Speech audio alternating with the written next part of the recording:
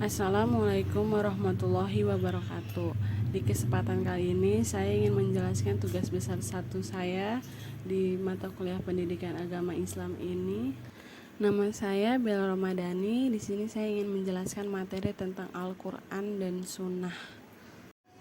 Al-Quran, poin-poin yang akan saya bahas di sini yang pertama adalah pengertian Al-Quran, yang kedua adalah keistimewaan Al-Quran, ketiga sejarah turunnya Al-Quran, keempat adalah isi kandungan Al-Quran, dan yang terakhir hikmah diturunkannya Al-Quran.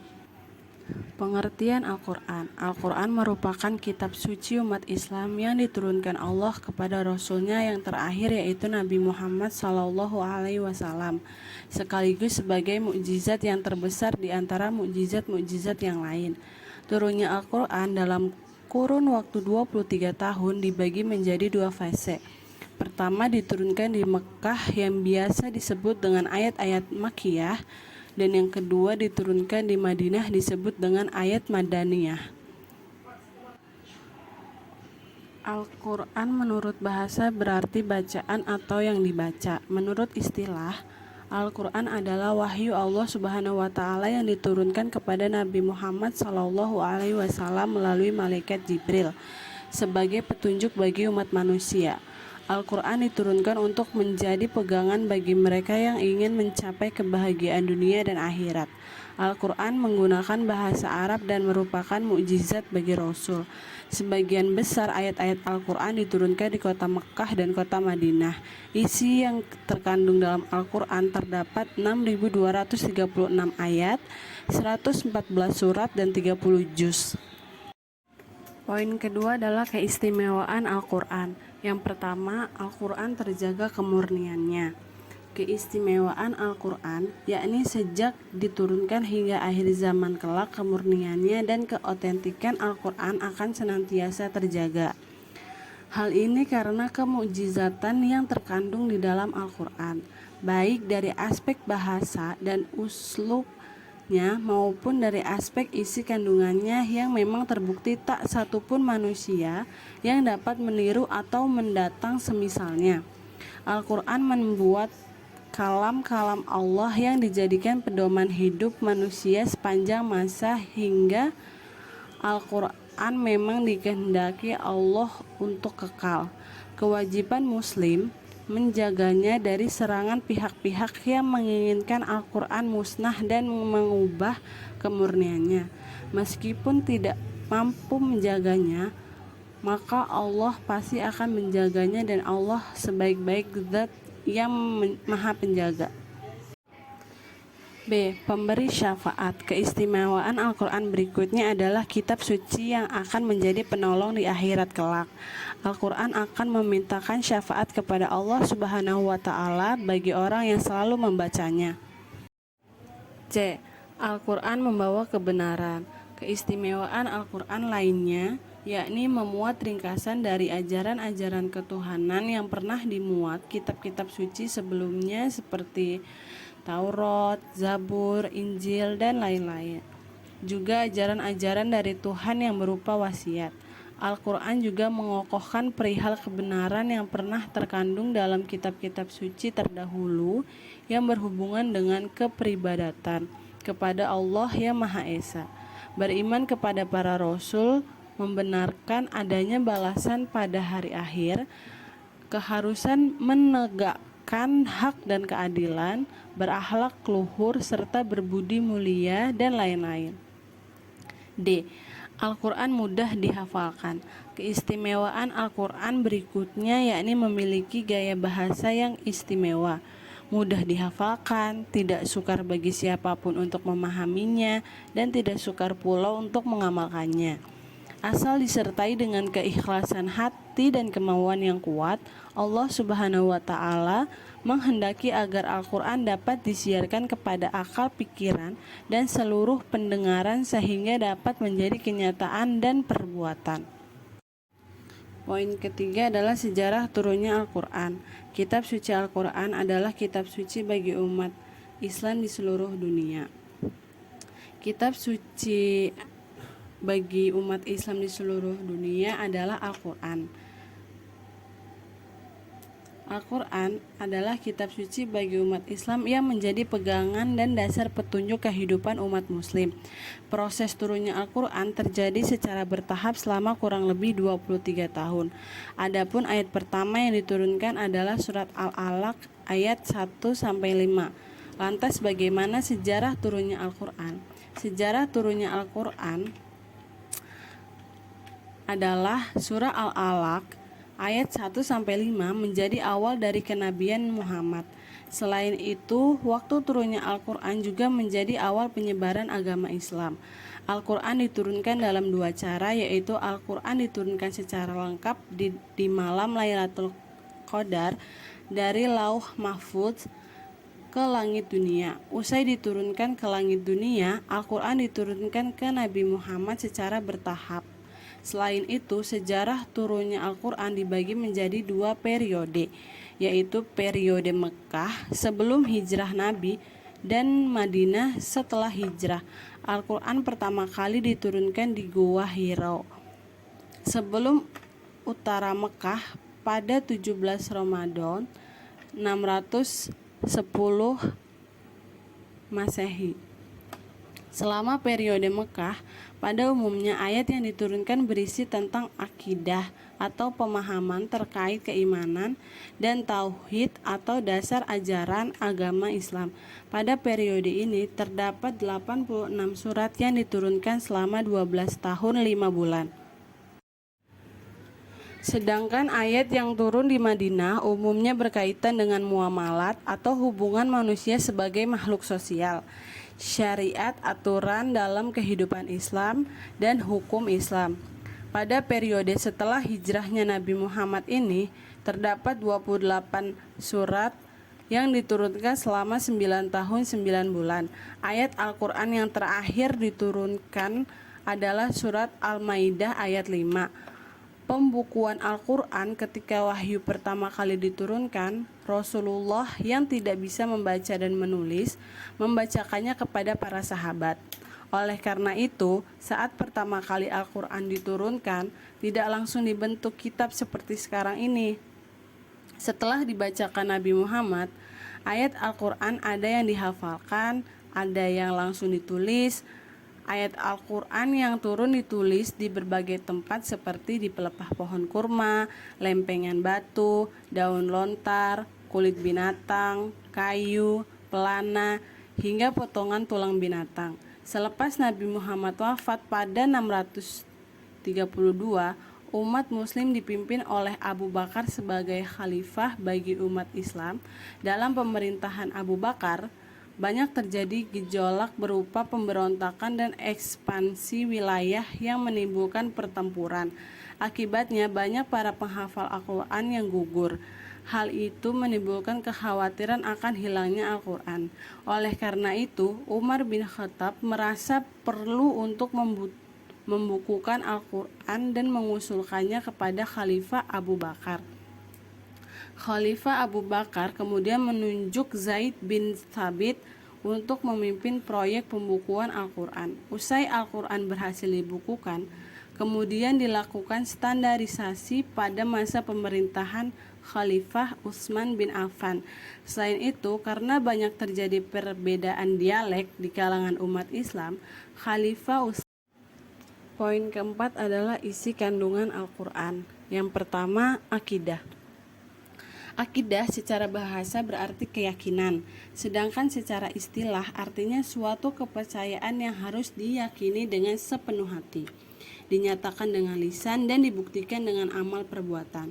Inti pokok dari akidah adalah tauhid atau keyakinan penuh akan keesaan Allah Subhanahu wa taala. Seorang muslim hendaknya tidak meragukan lagi keesaan dan kebesaran Allah, Tuhan alam semesta. Selain itu, konsep keimanan ini juga berlaku pada rukun iman lainnya.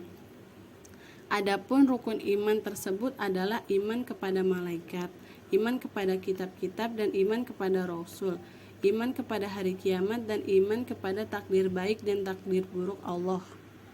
Yang kedua adalah ibadah dan muamalah. Eksistensi manusia di muka bumi ini tentu karena kuasa Allah Subhanahu wa taala. kuasa Allah sebagai pencipta menjadikannya satu-satunya zat yang pantas untuk disembah. Untuk itu, setiap manusia diperintahkan untuk menyembah Allah dengan melakukan ibadah.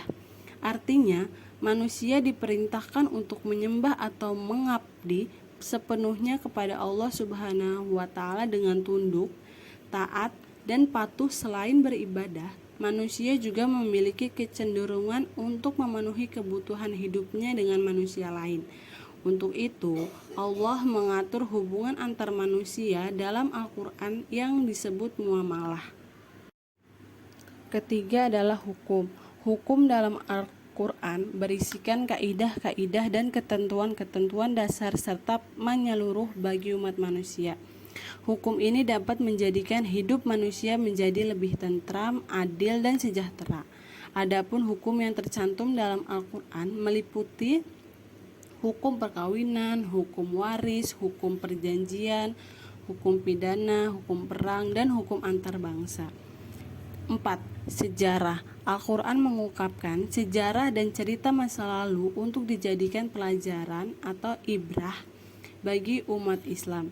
Pelajaran ini bisa menjadi pedoman untuk menjalani kehidupan agar senantiasa diridhoi oleh Allah Subhanahu wa Ta'ala. Banyak diceritakan kisah para sahabat yang memiliki akhlak baik, senantiasa mematuhi perintah Allah dan menjauhi larangannya. Dan begitu pula sebaliknya, supaya manusia bisa mengambil pelajaran dari kisah tersebut. 5. Akhlak. Isi kandungan yang tak kalah penting untuk dijadikan pedoman manusia adalah akhlak. Secara istilah, akhlak adalah sifat yang tertanam dalam jiwa manusia dan muncul secara spontan dalam tingkah laku sehari-hari. Figur yang bisa dijadikan suri tauladan bagi umat Islam adalah Rasulullah SAW, sebab kepribadian beliau bersumber langsung pada Al-Quran.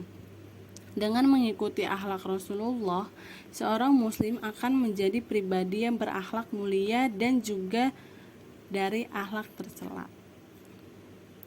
6. Ilmu pengetahuan. Al-Quran banyak mengandung ayat yang mengisyaratkan ilmu pengetahuan sains dan teknologi. Ilmu ini sangat potensial untuk kemudian dikembangkan guna kemaslahatan dan kesejahteraan umat manusia. Ayat yang pertama kali diturunkan Allah adalah Al-Alaq, yang memerintahkan umat Islam untuk membaca sebagai jembatan utama untuk mendalami ilmu pengetahuan. Ini mengisyaratkan Al-Quran ada sebagai sumber ilmu pengetahuan bagi manusia. Poin terakhir adalah hikmah diturunkannya Al-Quran. Ayat-ayat Al-Quran tidaklah diturunkan keseluruhannya sekaligus, tetapi secara berangsur-angsur. Surat-surat yang diturunkannya pun tidak sama jumlah panjang dan pendeknya. Terkadang diturunkan sekaligus secara penuh dan terkadang sebagian saja. Melalui kajian pusaka, artikel menyimpulkan bahwa diturunkannya Al-Quran secara berangsur-angsur banyak hikmah yang akan diperoleh, yaitu menetapkan hati Rasulullah, melemahkan lawan-lawannya, mudah dipahami dan dihafal. Penyusunannya akan sesuai dengan lalu lintas peristiwa atau kejadian. Penurunan ayat Al-Quran secara berangsur memberikan beberapa hikmah, diantaranya menguatkan hati Nabi Muhammad SAW, mudah dihafal dan dipahami. Orang-orang mukmin antusias dalam menerima Quran dan giat mengamalkannya, mengiringi kejadian-kejadian di masyarakat dan bertahap dalam menetapkan suatu hukum, melemahkan lawan-lawannya atau mukjizat, dan menantang orang-orang kafir yang mengingkari Al-Quran. Selanjutnya adalah sunnah. Poin yang akan kita bahas adalah pengertian sunnah, fungsi sunnah, dan macam-macam sunnah. Pengertian sunnah. Menurut Kamus Besar Bahasa Indonesia, pengertian sunnah atau sunnah adalah aturan agama yang didasarkan atas segala apa yang dinukilkan dari Nabi Muhammad SAW, baik perbuatan, perkataan, sikap, maupun kebiasaan yang tidak pernah ditinggalkannya.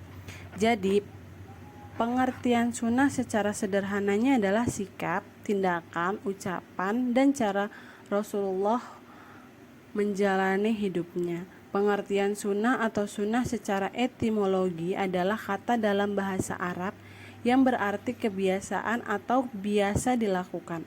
Secara istilah, pengertian sunnah adalah jalan yang ditempuh oleh Rasulullah dan para sahabatnya, baik ilmu, keyakinan, ucapan, perbuatan, maupun penetapan.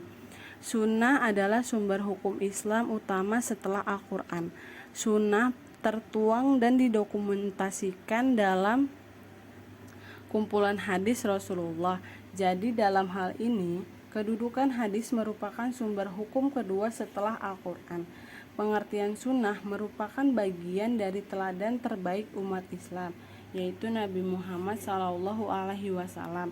Setelah mengenali pengertian sunnah, kamu bisa juga memerlukan mengenali pembagiannya berdasarkan bentuk penyampaiannya oleh Rasulullah. Sunnah dibagi menjadi 3 macam: qauliyah, filiyah, dan raqiyah. Kedua adalah fungsi sunnah. Berikut beberapa fungsi as-sunnah terhadap Al-Quran. Poin pertama adalah memperkuat hukum dalam Al-Quran. Segala jenis hukum, syariat, dan hal-hal yang menyangkut muamalah kehidupan, semuanya telah ditulis dalam Al-Quran secara sempurna, seperti halnya hukum sholat, puasa, zakat, larangan melakukan riba, mencuri, membunuh, dan sebagainya.